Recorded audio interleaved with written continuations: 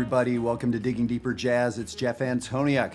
So today I want to talk to you about pentatonics, but sort of a cool advanced way to use pentatonics, something that some people call side slipping. So it's cool. We're going to get into it. It's a sound you've heard before. And now the hip thing about this lesson is it's going to work at 3 different levels. And the way we do things at Jazzwire too. The green community are more novices, folks really just sort of putting together the language of jazz to begin with. So the pentatonic scale is going to be great if you happen to find yourself at that level. Now at the red community, this is Jazzwire lingo, the red community, these are folks who can play jazz. They sound pretty good. Now, some of these folks may be operating more on instinct and ears, so they're learning the theory. Now we have other folks who know the theory, intellectually they get it, but they're learning how to actually play it on the instrument. Does that sound familiar? One or the other of those? Yeah, lots of folks are sort of at that level. And then the blue community, those of you out there who are more advanced, you play gigs, you're semi-pros. At that level, we're always still working on the lower stuff, playing our instrument better, getting great vocabulary down, understanding the theory, but then we're always looking for what is the next sound? What is that next thing I can do? What is that thing that my hero is doing? So I'll tell you, all of your heroes are at that level doing the same thing. They're working on the basics, but then they're also trying to push ahead into new territory. So we're all somewhere on that spectrum. This lesson today is going to speak to wherever you're at. So let's jump right into it. So the very first thing, let's talk about the pentatonic scale. So this is the most ubiquitous sound on this planet. Most cultures in the hundreds of countries around this world, going back as far as you want, find the pentatonic scale. So that's a big topic of conversation for ethnomusicologists. How is that possible? Cultures that have never met happened upon this scale over and over again. We're not going to get into that discussion. We're going to play the scale. Here we go. So this is the B flat concert major pentatonic scale.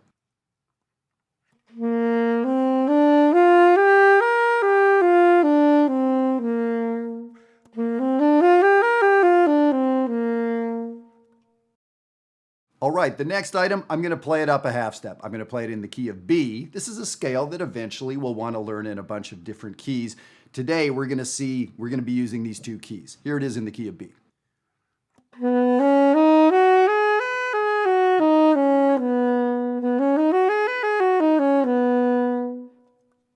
And the formula for a pentatonic scale for the major pentatonic is 1, 2, 3, 5, 6, 1. So of course, I get it. Some of you know that. Some of you, this is new. We're going to start getting pretty advanced with this in a second. But that is such an important scale. I can't overstate it. So many of the songs we know use that sound. So let's do this. So I want to put this into context now. So context is let's play music. What are the chords? What are the chord changes? So item number 3 on the sheet is what some people call the turnaround progression. It's a 1, 6, 2, 5. So many songs end with this. This is the last 2 or 4 measures of so many songs. This is the majority of rhythm changes. There's the jazz compositions that we play, or the pop tunes from the 20s, 30s, 40s, 50s. This little cycle is what we use over and over again. So let me do this. So it's a lot of chords, but it's all in the overall key of B flat. Now, some of you are going to say, how in the world would you know that? There's 8 or 10 chords there. How do you know B flat? Is it always the first chord? The answer is no. So this is the kind of perspective that I want to work with you on. This is what we do at jazzwire.net all the time. And so let me just say, you're torturing yourself trying to learn this on your own. If you try to learn to play golf on your own, you're torturing yourself. There's so many things in life that when we get a little help, it gets so much better.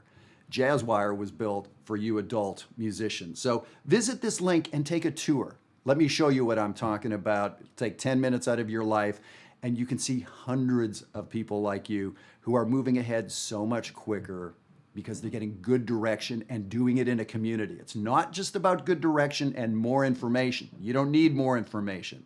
You need curated information. You need the information you need today. That was deep. Think about it. That was deep, I promise. All right, so let me do this. I'm going to start my iReal Pro, my play-along thing here going.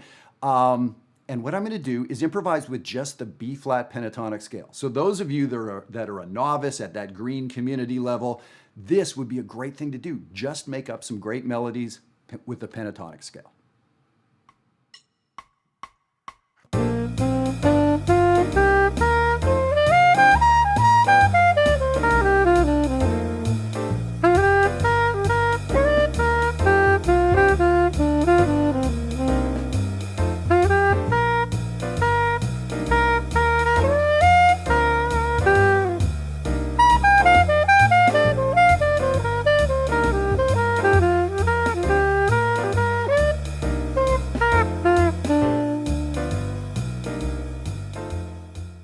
All right, so that pentatonic scale is such a great place to start for making melodies. In the middle of what I just played there, I quoted an old Lester Young tune called Lester Leaps In.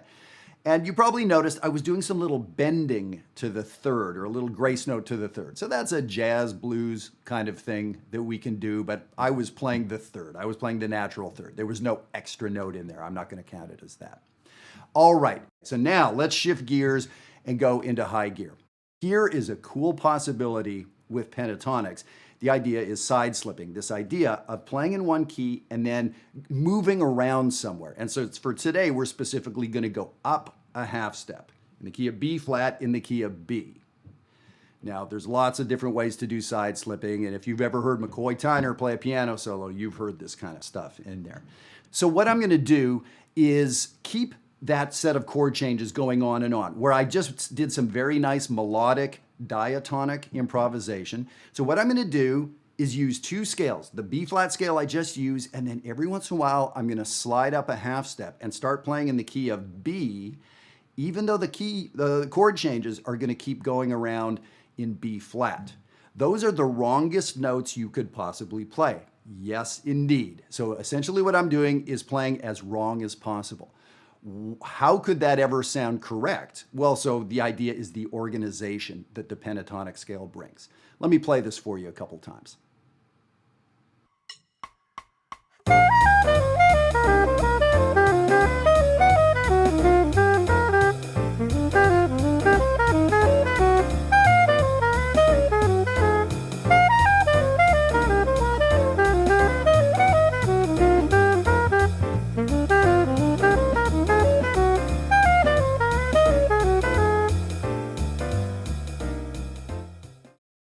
All right, what do you think? Was that ridiculous? Was that kind of cool sounding? Was it? Well, it's some pretty advanced language, so it's not going to be for everybody. If you like realist painting and somebody shows you some cubism where there's three eyeballs and the nose off the side, you may think to yourself, I don't know what's going on. I do not like that. So fine. So for some of us, this is sort of where we want to get pushing towards. This idea of how do we play outside but have it sound organized. And so this is one of the ways to do it. This is tried and true. This has been happening for a long, long, long time, decades and decades. So it's a cool approach. And again, we're going back to the pentatonics, the strength, the melodic nature of the pentatonic sound. And a lot of what I used here were also patterns. Let's look at those first two measures. And they have a square bracket underneath. Each of those little square brackets shows you when I'm in one key, when I move to another, when I move back. There's only two keys going on though. Here's the first thing.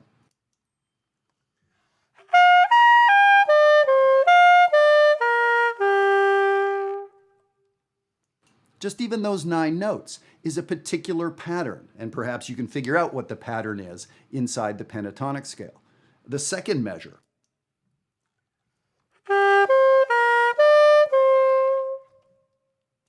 Is a bit of a different pattern. So this is very much made out of patterns. Did it have to be? Absolutely not. I can freely improvise with the scale. But the patterns also give a sense of direction and organization. So the patterns are important. Sometimes there's rhythmic considerations. And the fact that I'm staying with each scale, I'm not mixing the scales. That does not work so well. So I'm very clearly for 2 measures with this one sound. Now you'll notice the third measure, I go up a half step. The fourth measure, I come back down. Does it have to be in the third measure? Not at all. I'm doing this randomly. Look at the second line of the etude. I now play for 5 beats. The little square bracket underneath covers 5 beats into the first beat of that second measure, and then I shift on beat 2. In the second last measure, you can see that I do, again, 3 beats of one sound and then shift on beat 4. So you can shift anywhere. If you try to analyze this solo relative to the chord changes, you will get pretty close to nowhere. You may see, oh, he's playing a tritone sub or something.